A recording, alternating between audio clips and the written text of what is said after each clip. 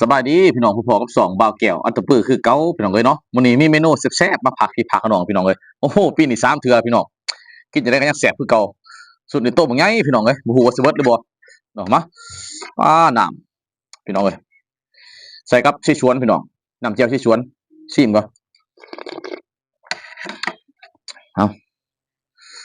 พี่น้องเอ้ยต้มไปจากเปลือกไปได้พี่น้อง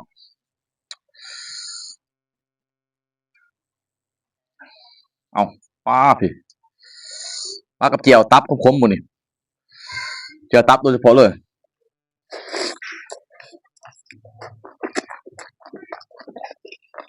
อืม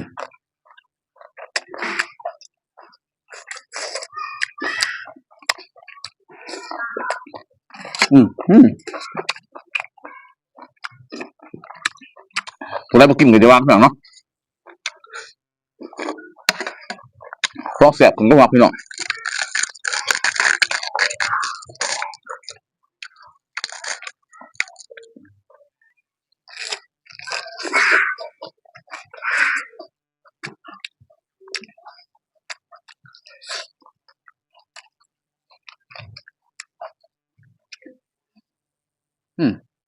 ต้องงั้น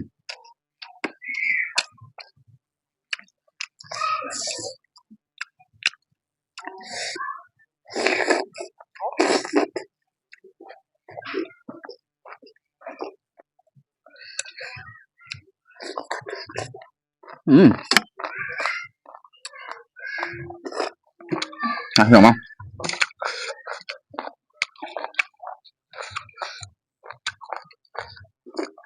ต้มจะไม่ค้ำอ่อน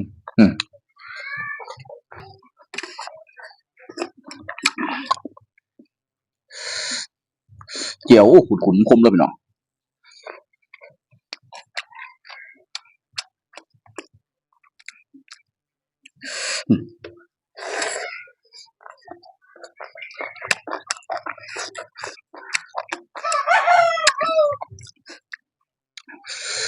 ต้มเปลือกมาได้พี่น้อง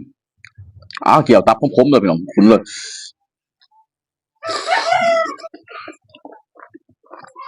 อืม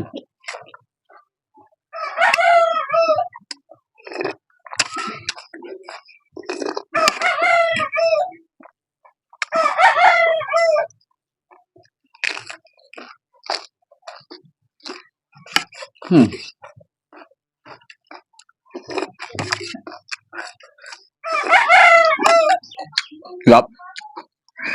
หาหมูแหลมพี่น้อง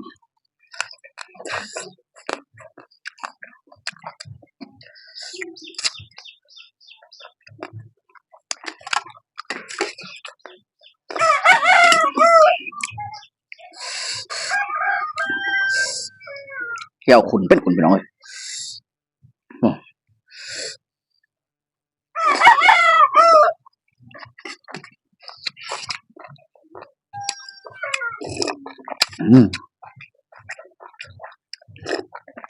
หาง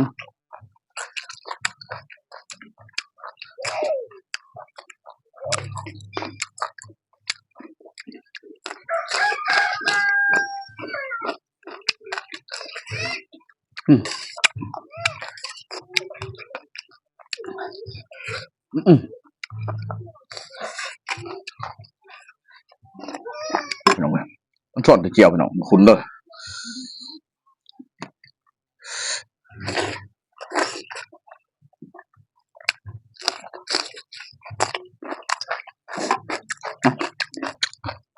คำพี่น้องไม่ขาดแรงเลย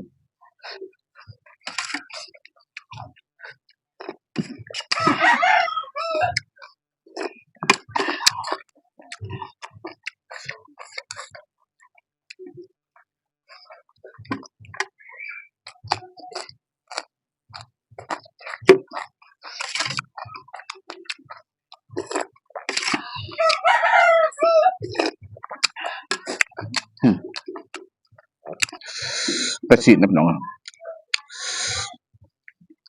โอ้เขาตาใส่มัน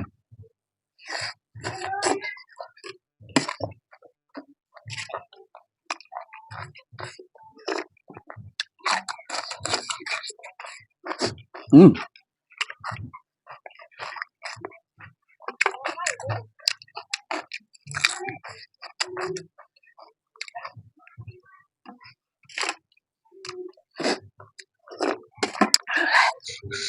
เอาหน่อยครับสุดท้ายปลาเกี่ยว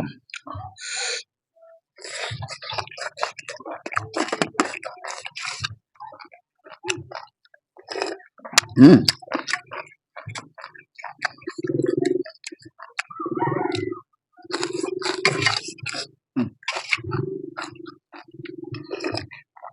พาพี่น้องก็ไลค์กดแชร์กดติดตามสองข้อไปแกนเพื่อเด้อพี่น้องเนาะขอขอบใจหลาย